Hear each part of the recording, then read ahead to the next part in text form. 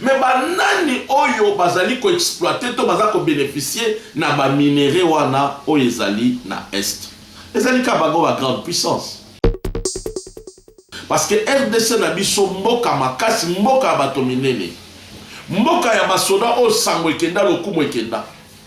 Mais RDC na biso wana Rwanda za ko agresser yango. C'est que ezana baye bazana sima ya Rwanda. Oyo baza ko sala que Rwanda a continué. Tomoni bango nyonso. Bao ebele bayaki na Congo. Bao ebele bayaka. Bao biso tozo munde na Congo. Biso tozo sala ceci cela. Na suka na bango yoka bango baza na Rwanda. Bakomi soit ba généraux rwandais, ba soldats rwandais. Bande konanga to telema. Soki oza makasi, okozala a mesure ba ko protéger. Olé a tolé la kalelaka. Soki lelo tozaki na moyen de pression makasi. On ne pouvait pas attendre les secrétaires d'État. On pouvait faire quelque chose contre ma pays ennemi, ma pays sorcier au bazar Bundisa biso.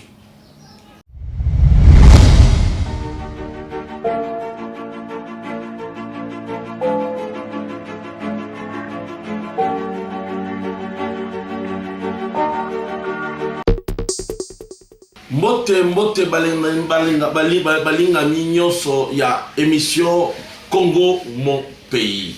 Tika kolo apambola bino epai ezwami bino epai boza kolanda biso na ngonga oyo. Nzambe apambola bino, Nzambe apambola bino. Tika ete émission oyo est trouvé place na kati na mitema na bino pe na kati na mayele na bino. Yango na profite kopesa mbote na bae nyonso o basista kabiso, bae nyonso oyo ba benga kabiso kobatisana, kobatisana biso mwa mayele, bae nyonso basista kabiso na kati na émission na bino Congo mon pays. Congo mboka ekenda sango, mboka ya Kasavubu, mboka ya Mobutu, mboka ya Laurent Désiré Kabila, mboka ya Cardinal Malula, mboka ya Echaou, mboka ya Cardinal Mosego, mboka ya Olangi Oshwa, mboka ya Adine Abal, mboka ya bato minene, mboka ya bato na mayele, mboka oetonda na nkita, mboka oetonda na biloko, mboka oetonda na bosui ebele. Balingami lelo na lingi tolobela o etali boyei ya secrétaire d'État américain na Congo. Na kati na émission la biso tokolobela sur yango, pe tokolobela sur Monesco. Oyo afandi plus de 25 ans, déjà 25 ans, na mabele ya sol congolaise, mais tokoyeba te est-ce que Monesco a quoi apporter quelque chose, to aza quoi apporter rien. Et puis na kati na yango tokopengle pe moko na ba lolenge ezaleli ya baimboka baza ko se comporter ba ina politique baza ko se comporter na kati na mboka na biso. Yango tolingi tomeka ko kanisa ensemble, réfléchir ensemble sur notre pays. Parce que tozomona lelo mboka na biso makambo ebele eza kosala biso pasi pona kotala ete na este ya Congo trouble ezali kozala, guerre ezali koleka, ba viol ezali kosalama, Rwanda aza kotungisa ba Congolais. Mais est-ce que Congo aza makasi te ya kosilisa guerre oyo? Est-ce que Congo aza makasi te ya kobute de Rwanda? Congo aza makasi, mais Congo yango, Rwanda yango, Congo ko attaquer yango kaka bongo. Yango moni, ebele na bato, babenga kibiso koloba, bon mekana nou kolobela sujet oyo. Rwanda yango, aleki Congo na makasi. Pour Rwanda, des années, des décennies, Rwanda za ko continuer kozala sujet à trouble na est ya Congo. Rwanda yango mboka moke, mboka ezali frontalier na mboka na biso Congo. Yango ndeko na ngai, et les 9 secrétaires d'État ya Nations Unies ayaki na Congo. Ayaki pona nini? Ayaki po ete kolandela makambo oyo etali guerre ya Est ya Congo. Et puis ayaki pona nini? Pona kotalela parce que pe bango pe la lolenge tozo comprendre ba komi kobanga ba kobanga po ba moni ke ris a komi kozwa en plein musu na kati na Afrique. Et ba ayaki akutana na mokonzi na mboka.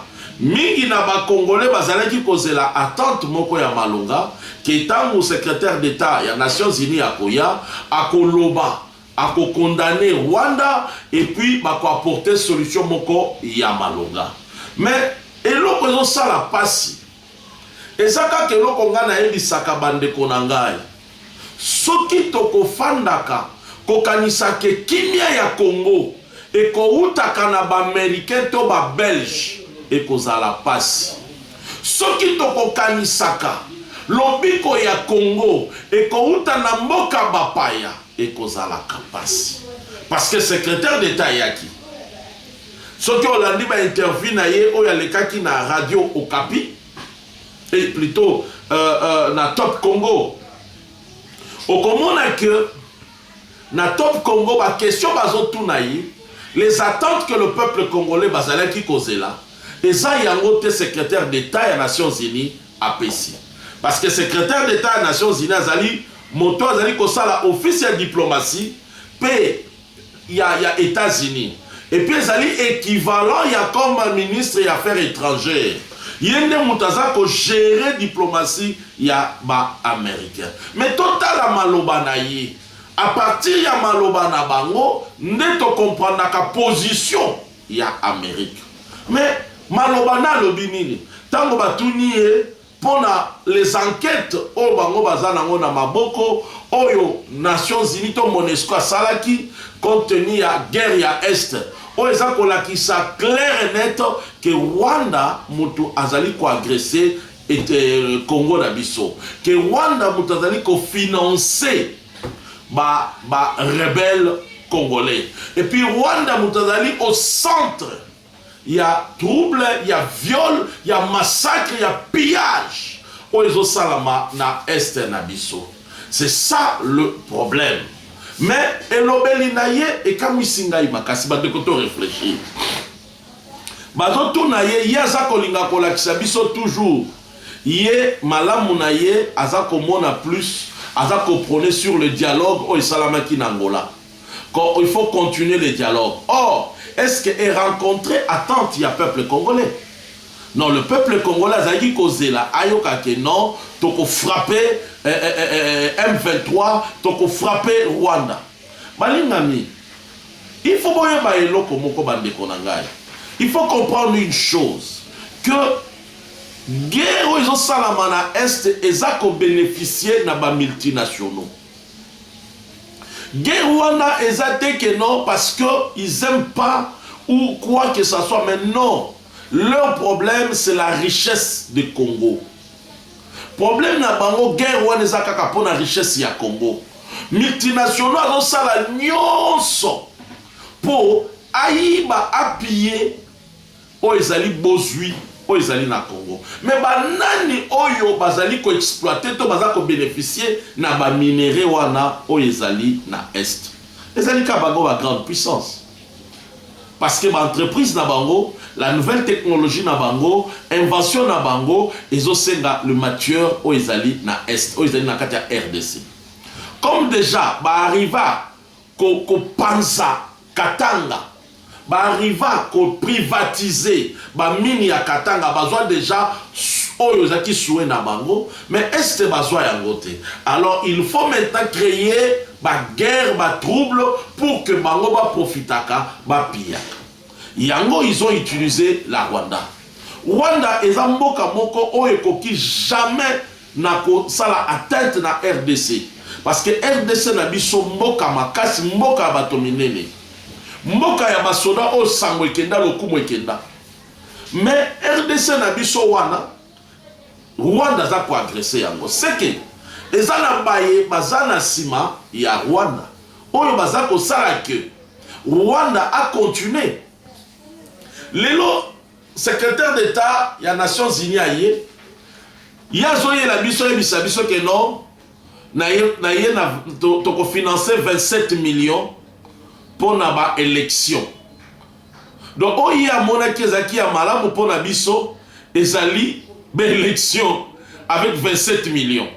Or, 27 millions là, ça ne vaut même pas 1%. Ça ne vaut même pas 10%. Il y a budget, il y a élection na biso. Donc, quelque part, il est venu jouer de nous. Il est conséquent. Talabandeko. Congolais ton côté les matés, c'est vraiment difficile pour na tozwa et résultat moko ya malamu kouta na ba mindele oyo ba américain oyo. Parce que lui il a parlé de 27 millions oya yelibiso. Mais ce total n'a pas il y a contribution na bango. Une grande partie il y a budget il y a Rwanda et utakana ba américain. Parce que bah ça qu'à 300 millions na Rwanda. Bazo soutenir Rwanda. Et pourquoi il soutient le Rwanda? Ce qu'on dit moi mon question, comment on a que régime n'abusé au Tikoleka. Il y a eu beaucoup de nos autorités, bazana embargo, bamisu bako simba dollar te, bamisu bako nyata sol américain te, bamisu bako donc pas si pour na bango, ba plein des embargos. Mais Rwanda, Oyo Bango, Lelo, ça les constat, ils ont fait des examens, plutôt des enquêtes. Bah découvrir que non, c'est Rwanda qui est l'auteur. Borotikali Koyo Katate, que États-Unis ou Angleterre a bêti embargo na ba dirigeant rwandais. Exact. La plupart ya ba kobundisa RDC, ba seigneur de guerre wana suka na bango, ba kimaka na Rwanda. Tomoni bango nyonso bao ebele bayaki na Congo bao ebele bayaka bao biso tozo bundela Congo biso to sala ceci cela na suka na bango ka bango baza na Rwanda ba komi soit ba généraux rwandais ba soldats rwandais bande konanga to telema to lobela Congo nazo féliciter mingi ba diaspora congolais. Bon continuer na habitude au bozui sukoya bo tambola kanakati na ba représentativité na ba ngai na benga kabino ba missionnaire nzamba yeba ki pourquoi tindi bino libanda bande konanga congolais lobiko ya Congo ekouta na ba américain te parce que ba yeba za ba auteur ba premier auteur ya guerre o ya est ce sont eux. Et ça va multinationaux. Parce que Minouki, ils ont été pas là-bas. Discours, il y a secrétaire d'État, Ngana Tali na réfléchir, na sali analyse, na le dit non, Moutoyo, a été pour condamner Kagame. Parce que yo zaki na maboko na mboka na biso. Biso ba etoza agressé. Tu es venu nous voir. Bah, tout nos questions. Ozolo ba nini sikoyo pona enquête et salami o ezana mesa na biso mais na ko lobelo comment quand je serai là-bas na kokene vers Kagame na ido na ko lobani non. Tango ba se décidaka pona Laurent Désiré balobaka. Tango ba se décidaka pona Mobutu balobaka. Mais comment est comme il faut pas payer sa position à Bango sur ce qui se fait à l'Est avec les enquêtes. Oh, Bango, comme expert na Bango Basali, il ne dit rien. Il faut que le Rwanda en secret. Non. Oui, il va le faire en secret parce que il sait bien que Bango ne bazaba auteur. Il y a Elokwana, ce sont eux de bénéficiaires. Parce que le gouvernement américain, pour mingi, ils allaient soutenir dans les particuliers, l'entreprise na bangoana. Alors, l'entreprise na bangoana, ce sont eux qui financent la rébellion en Afrique pour gagner la richesse d'Afrique. Olé Yabaya va négocier avec nous les Congo légalement et ils ne veulent pas ça. Ils veulent que ça se passe par la rébellion parce que là, ils gagnent beaucoup. Alors, Botala Binomoko, Bolanda, Oyo, secrétaire d'État Zakoloba, beaucoup de monde que nulle part Azako condamné Rwanda. Mais il reconnaît les enquêtes. Mais tant que vous avez une enquête, vous savez bien que le Rwanda a agressé la RDC. Mais RDC a subi embargo. Il y a armement quitté. Or, Boyebi a agressé. Donc, c'est l'objectif de les années. Tu votes qui contre RDC, vote qui contre Russie. Dans la guerre, il y a Ukraine. Mais tant que comme il faut l'embargo, Russie a dit non, non, non. Il faut ça et l'embargo pour Azali agresser. Mais comme les Nations Unies, les Américains, ils disent que Bangonde, Bazali source, Bazali Nassima. Américains, Anglais, Français, tous ces multinationaux là, ce sont eux qui sont les auteurs. Il y a Est, il y a guerre, il y a Est, il y a trouble, il y a Congo. Les gens ont besoin de biloko, matière aux autres na Congo pour bakende na ngo bakende sanza, basala ba voiture électrique, ba téléphone, ba iPhone, ba nini ba. Yango des fois mo ngala lobaka. Ba Congolais tozaki batu ya peza to boya ko utiliser iPhone. To la kisabango peza ke no iPhone to sala la mo lishute. Ba ko somba na bango. Batu ba ko sala na bango. Mais ba moni peza ke ba Congolais ils refusent d'acheter l'iPhone parce que iPhone est un makila ya ba Congolais. Ba iPhone na ba Samsung wa. Et pour ça là moins quelque chose. Bon, nayebi ke ebele tout ça na ba téléphone wana, ça na ma BPT, mais cela ne nous empêche pas il y a tout dénoncer. Cela ne nous empêche pas d'organiser ma marche na ba représentativité na bango wana. Bino ba ndekonanga ba Congolais nde na yebisaka bino ba boza libanda. Soki bolobeli Congo te eza pasi. Parce que bana na bango ba yebite. Mais Nzamba yebaki ke il a fallu un Moïse. Un Moïse abotama mais akotana ndako Pharaon. Et c'est lui qui a libéré bana Israël. Yako yeba pasi ya bana Israël. De même que le nom Nzamba yebaki ke yo faut comme kaka na États-Unis, yo faut comme en France, yo faut comme en Belgique, yo faut comme en Canada, yo faut comme en France. Obota pe bana kuna. Ozwa mukanda kuna atokatisaki nzela mai atokenaka nzela bateau atokena nzela makolo mais okomi kuna. Ce n'est pas hasard. Les hasard. Dieu savait qu'il faut qu'il y ait nos bouches ni nos konabiso monsieur à la kuna pour élober la Congo. Guerre ya Est ezali ba G ya ba multinationaux mais bazako boma bazako agresser. Les lois balobelaka kaka sur la génocide à Rwanda. Mais or, Sokotali, calculo bazo sala, ba iba kufi na Congo baleki même ba millions o ekufaki na Rwanda. Mais yabiso ba reconnaître Kangote. Secrétaire d'État na rapport na Katia, mais ça na ye na poche na ye, mais il veut pas condamner le Rwanda. Alingite. Abifa ke le nana ke no le Kagame. Mais ya ba dirigeant na biso ebele ba beta bango ba embargo. Ba misu ba kosi ma même dollar te. Ba misu ba gela même ba avoir na bango. Mais ba Rwandais au bino siko bo reconnaître que ce sont eux qui agressent. Pourquoi bango zo ba embargo te? Mais les États-Unis, l'Angleterre continuent à financer le gouvernement rwandais. C'est parce que ce sont leurs agents, parce que ce sont leurs pions. Mais pourquoi tu na baricité? Chef de l'État signé qu'il n'y a pas baricité? Non. Chef de l'État était binon de peuple, il faut se soulever. Bobo y a pas américain. Parce que chef de l'État qui nous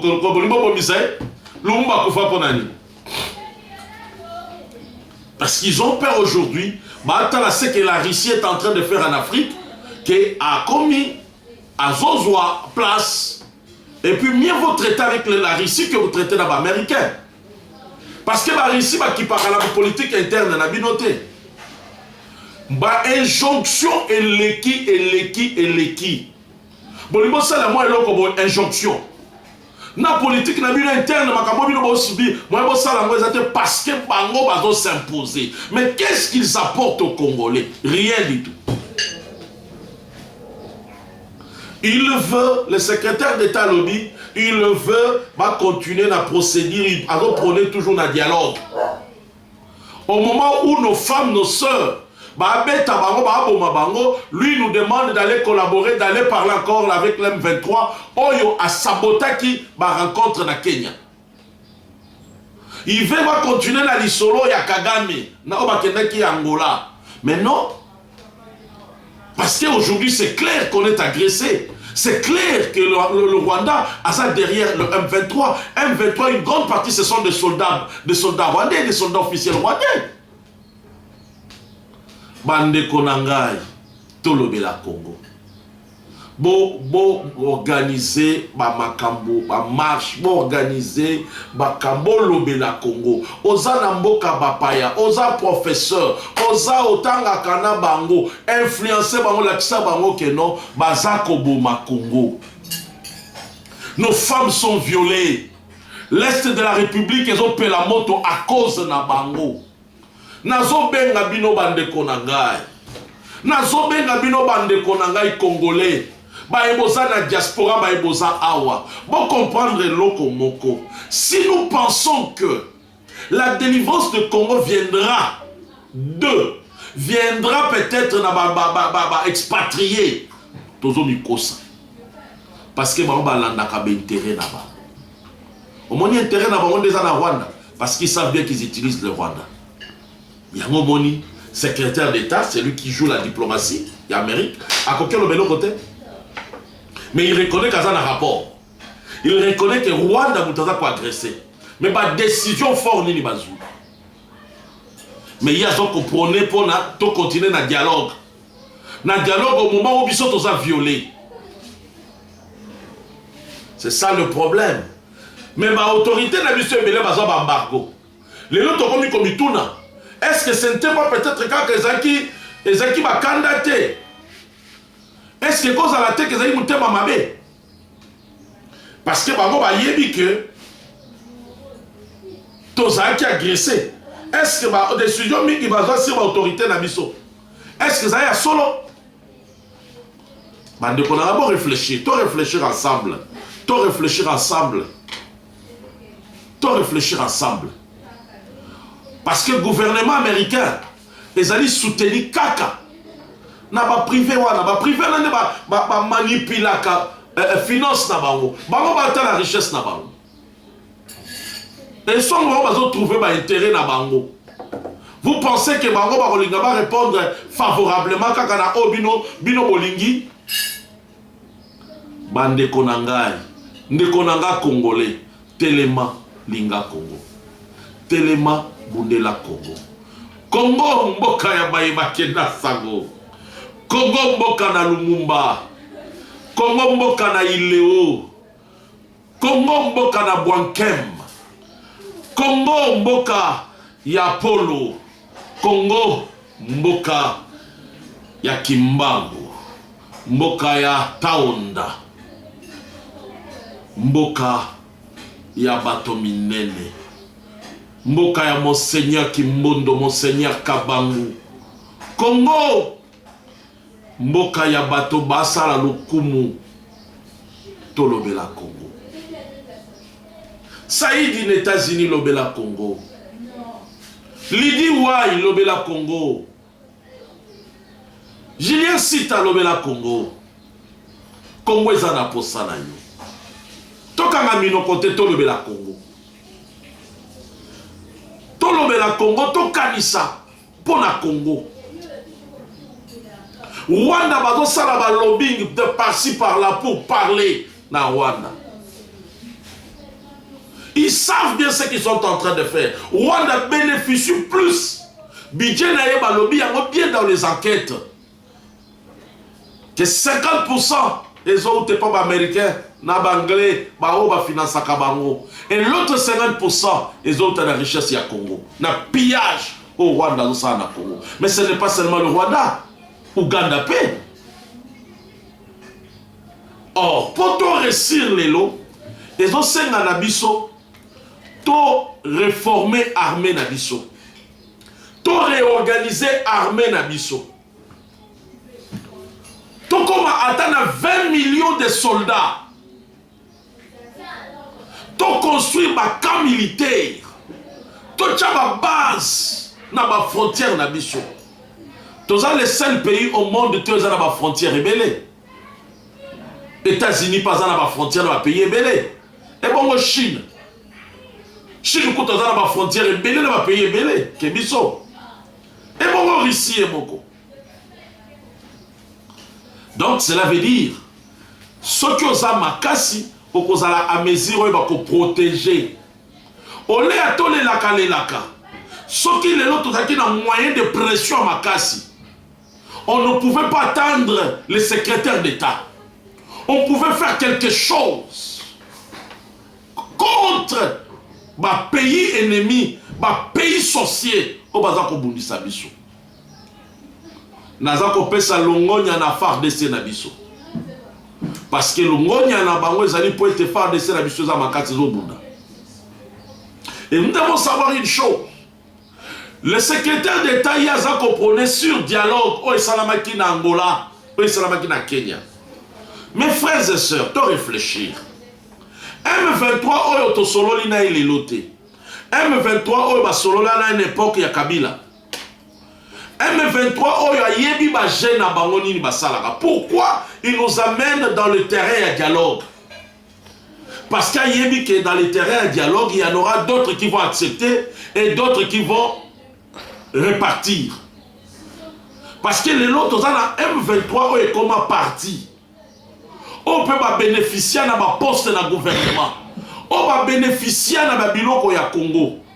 Mais les lots M23 y wana li susu abimi na bungadanga y wana M23 abimi kuna.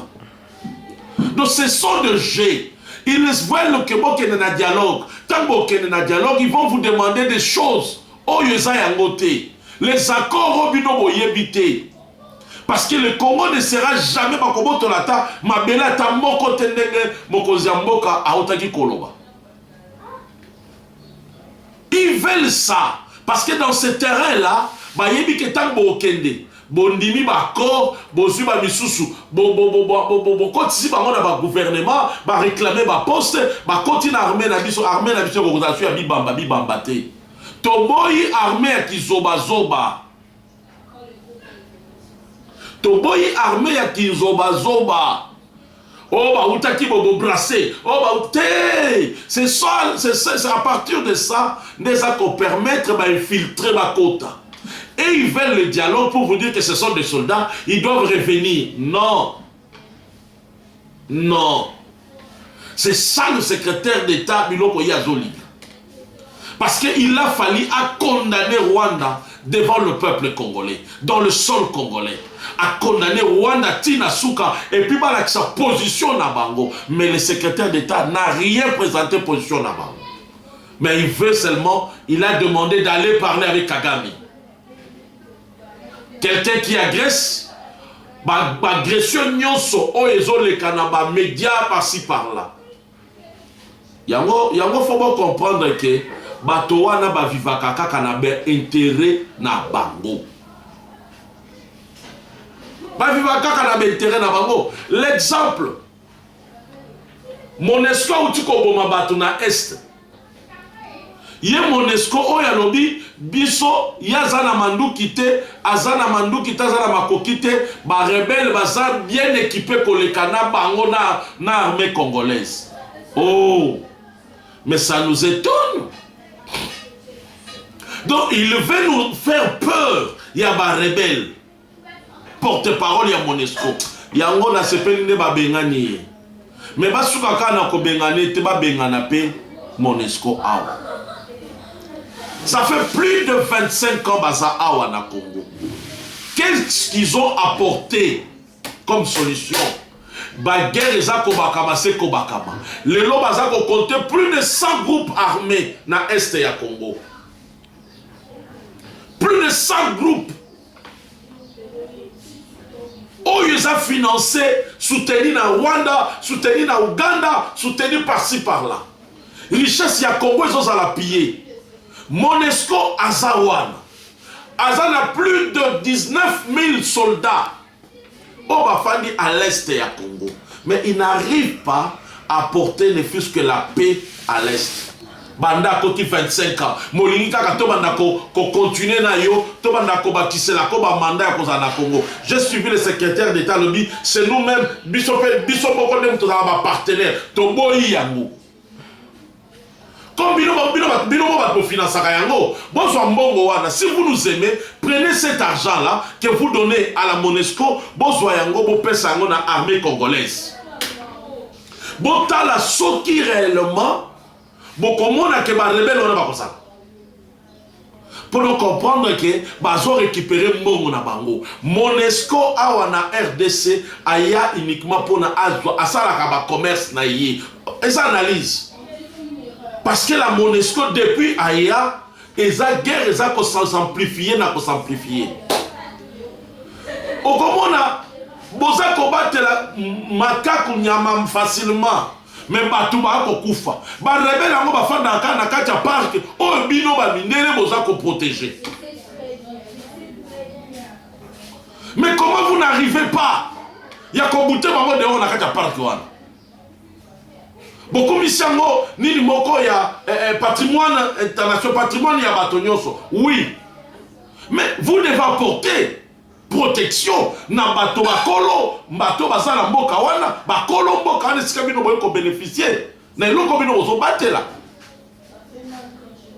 bande konanga to réfléchir bande konanga ba congolais to telema to tonga Congo na biso moko soki to tongi Congo te nde konanga to telemi pona Congo te eza pasi bato bazala makanisi malamu te pona Congo. Monesco lobby aza incapable. Mais tout le budget à Monesco, ce sont des milliards qui sortent. Secrétaire d'État lobby, bango mokonde ba financaka, bango mokonde ba partenaire. Oui, bino moko ba partenaire, biso to lobby sikoyo, to lingi Monesco lisusu te na RDC. Monesco akende. Comme bino boza na bolingo ya ko financer ko soutenir biso. Bozo mbongo boza ko pesa Monesco wana, bo pesa ngo na armée congolaise. Total réellement si vous êtes de bon cœur, si vous voulez faire de bien aux Congolais. Wana bozo mbongo bo mi pesa ka bino na bino. En même temps vous savez lo koni bozo zwa.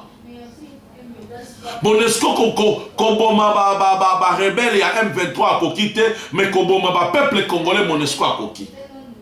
Botala ngo bomona ke mundele multinationaux bazama yele mabe bande konanga. Nazo parler na ba individu, nazo parler na ba système. Bomona ke bazami te mabe. Monesco abomi ba congolais botuna boye bisanga média international ni elobeli yango. Elobeli yango te. Mais dossier ya Marie botala balobeli yango na France 24 balobeli yango na RFI, balobeli yango par-ci par-là. Or, maman, mon cousin koloba biloko a bêtise. Ben sanité.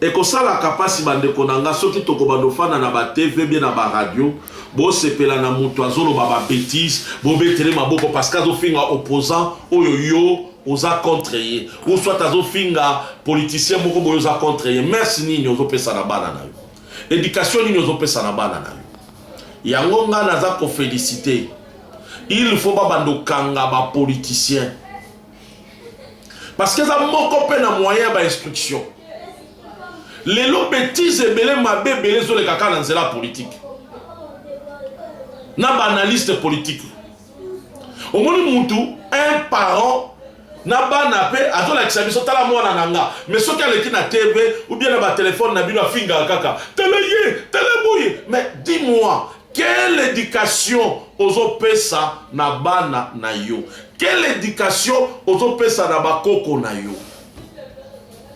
et de telles personnes quand on va l'arrêter bolobi non pouvoir ezamabe bakomi ko kanga ba opposant non. Il y a le merci, il faut te protéger l'éducation à Bana. Il faut te protéger. Bino na bamboko bofandi wana, vous êtes sûr président que non, mutabimi la TV, abandi ko finga ba insanité, alobi ba insanité a déranger batou, bazupe batiki normalement fandi na non. Non, non, faut to reconstruire Congo. Bisotam tokoli na Zaïre awa, avec comme à Congo. Moi na mukeza kutu passe pour mona te bébé. Moi mukoko répondre na mukolote. C'était ça l'éducation na biso taki nango. Moi na mukoko ben sanité te. Kala na bo mwana te baka insanité eza ceux qui va dessiner motema ba tindeli lettre ya motema nde bolingo. Le lo boni to komi ko permettre to komi ko détruire ba merci biso moko za ko sepela na mutu moko un tata moko boye donc ozo mona peke mutu na yeza ata déréglé mental aleka fingi yo sepeli nango pozu yango bali ko partager. C'est pas comme ça qu'on va construire le Congo. Mutu moko boye ya finga aka Congo yo mona kamala mobetela ke baboko moza congolais te. Est-ce que réellement pour qu'il y ait un changement dans notre pays, même si je n'aime pas mon frère qui est un poste, est-ce que ça si j'ai un finger d'insanité? Tu oublies que ces insanités-là, moi, n'en ai pas zoyoka yango. Il y a l'éducation, musuto zouaka, otozo yoka, moi na kangi, a fingi, et bon, mukolo moi na ko finga yo yango, ata fingi yote, aka fingi bokilo na ye, bako benga yini mal éduqué. Pour nini yo papa, biloko lobaka yango yazui. Ma mari balobeli yango partout. Mais batikali kolobela jamais que Monesco a bomi ba Congolais na Est. Balobeli yango te. C'est là où vous devez comprendre une chose. Qu'ils sont derrière les Rwandais. Ils sont derrière l'Ouganda. Ils sont derrière le Pierre. Bah, ils ont copié Congo. Yango de konanga sans conscience te. Totelemite, olobeli Congo te. Et ça passe. Et ça passe. Bayembango. Oh non, vous ne devez pas exploiter, vous ne devez pas vendre bloc pétrolier na bino. Non. Bino bozobo ya tote kayango parce que yango ne peut s'ambongo. Mais donnez-nous l'argent. Disposez de l'argent pour le Congolais. Pasi na kati ya mboka ya Congo. Mais jonction est l'équipe. Tu auras pays souverain ou bien tu auras pays souveraineté? Lumumba lobaka na biso to botoli. Indépendance na biso. De konanga soki to télémité. Bakolinga bas imposer biso système de jeu na bango. Ils sont derrière bakor à lokuta auto éviter na signé yango. Ils sont derrière. Congolais tellement. Congolais telemesi kezali yo. Biso na biso toko swana, biso na biso toko bunda, mais toko minatang ya to délivrer Congo.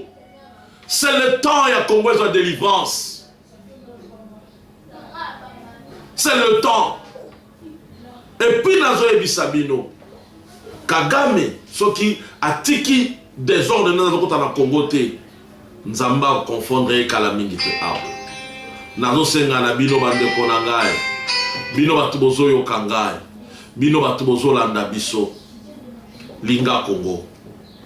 Attache-toi au Congo. Congo mboka ya Bayeba Kenda Sango. Congo mboka ya Nadine Linsamo. Congo mboka ya Edunda Libale Aningweso. Congo mboka ya Maître Papi Kamwaya. Congo mboka ya Jean Dédié Oleko. Congo mboka ya Yvette Wangodia. Congo mboka ya Christelle Oleko. Na bengi sibino bande konangai totele tolobelako soki tokozelaka ke solution ekouta na Monesco yebisi melo ko moizati Monesco azo lia mbongo na ye pe azo profiter kozwa minéré na ye bakoma ba commerçant massacre au bango ba beti ba congolais ba bomi ba congolais wana pourquoi pas bako utiliser contre M23 bomi tout minduki au ba bomi ba congolais wana pourquoi bako utiliser contre M23 te et puis ba telemi po ba ebisa biso ke non tokoko kate même armée congolaise koko bundana M23 te ah bofandi bomoni yango normal te bo comprendre baza na calcul na ba jeune na bango comme baluki balkanisation bakokité. C'est pour cela maintenant ils ont changé de méthode. Yango to senga bobi misela biso ba infiltrer nyonso baza na Congo. Bobi misela biso ba. To telema elongo bande konanga Congolais sikezali bino. To sanga na biso nyonso na sima ba konzi na biso. Poto mona Congo ezola telamba sika.